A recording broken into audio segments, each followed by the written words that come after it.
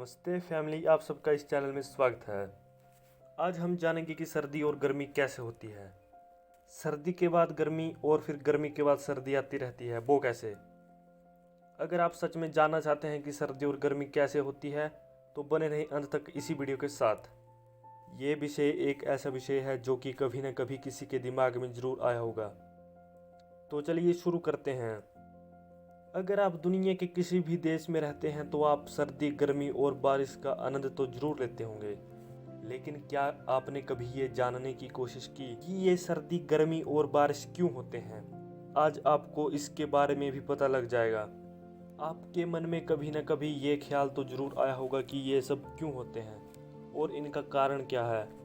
आप में से लगभग सभी लोग यही कहेंगे कि सर्दियों में पृथ्वी सूर्य से दूर चली जाती है, इसलिए सूर्य के प्रकाश की तीव्रता कम हो जाती है और ठंड ज़्यादा होती है, यानी सर्दी होने लगती है। इसी प्रकार गर्मी में पृथ्वी सूर्य के नज़दीक आ जाती है, जिससे सूर्य के प्रकाश की तीव्रता ज़्यादा हो जाती है और गर्मी होने लगती है। पर मैं आपको बता दूं, ऐसा नहीं होता है। इन कारणों से गर्मी सर्दी के मौसम पर कोई भी प्रभाव नहीं पड़ता है। इस खगोलीय घटना का सर्दी गर्मी से कोई भी संबंध नहीं है। अगर सर्दी गर्मी से इसका संबंध होता तो पहाड़ों पर समतल जमीन के बजाय अधिक गर्मी होनी चाहिए। चलो आज जान ही लेते हैं कि यह घटना होती क्यों है। आप में से लगभग सभी ने स्कूल, कॉलेज या कहीं और जगह पर ग्लोब तो अवश्य देखा होगा। ग्लोब बिल्कुल पृथ्वी के आकार का ही होता है, इसलिए हमें इसकी सहायता से पृथ्वी के बारे में समझने के लिए आसानी होगी। पृथ्वी अपने पोल यानी धुरी पर घूमती है, जिनमें से एक को साउथ पोल यानी दक्षिणी ध्रुव और दूसरे को नॉर्थ पोल यानी उत्तरी ध्रुव कहते हैं। पृथ्वी अपने अक्ष से सूर्य के सापेक्ष 23.5 डिग्री के झुकाव पर रोटेट होती है और इसी वजह से मौसम में सारे परिवर्तन होते हैं। ये भी कहा जा सकता है कि पृथ्वी पर मौसम में परिवर्तन का कारण पृथ्वी का 23.5 डिग्री के कोण पर झुका होना ही है। जब पृथ्वी का नॉर्थ पोल सूर्य की ओर झुकता है तो उत्तरी ध्रुव की ओर आने वाले क्षेत्रों में गर्मी का मौसम हो जाता है और दक्षिणी ध्रुव की ओर आने वाले क्षेत्रों में सर्दियां पड़ने लगती हैं। इसी तरह जब पृथ्वी का दक्षिणी ध्रुव सूर्य की ओर झुका होता है तो दक्षिणी ध्रुव की ओर आने वाले क्षेत्रों में गर्मी का मौसम हो जाता है और इसके विपरीत उत्तरी ध्रुव की ओर आने वाले क्षेत्रों में सर्दी का मौसम आता है और यही प्रक्रिया निरंतर चलती रहती है।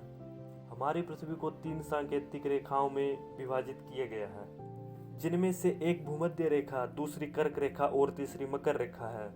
मैं आपको बता दूं कि भूमध्य रेखा पृथ्वी के बिल्कुल बीच से होकर गुजरती है, अर्थात पृथ्वी के मध्य भाग से गुजरती है, इसलिए इसे भूमध्य रेखा कहा जाता है और भूमध्य रेखा को विषुवत रेखा भी कहा जाता है। अब बात करते हैं कर्क रेखा के बारे में। कर्क रेखा भूमध्य रेखा और उत्तरी ध्रुव के बीच से होकर गुजरती है। मकर रेखा भूमध्य रेखा और दक्षिणी ध्रुव के बीच से होकर गुजरती है। तो ये थी पृथ्वी की 3 रेखाएं। भूमध्य रेखा पर या उसके आसपास आने वाले स्थानों में गर्मी अधिक होती है, क्योंकि भूमध्य रेखा पर सूर्य की रोशनी सबसे अधिक पड़ती है।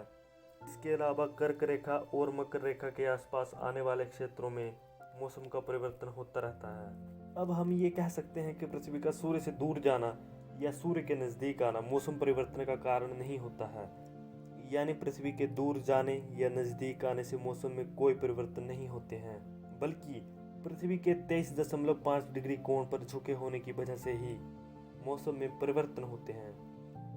तो आपको मेरी ये जानकारी कैसी लगी, कमेंट्स करके ज़रूर बताइएगा। अगर आप इसी तरह की और वीडियोस देखना चाहते हैं तो बने रहें इसी चैनल के साथ। मिलते हैं अगली वीडियो में, तब तक के लिए आपका बहुत बहुत धन्यवाद।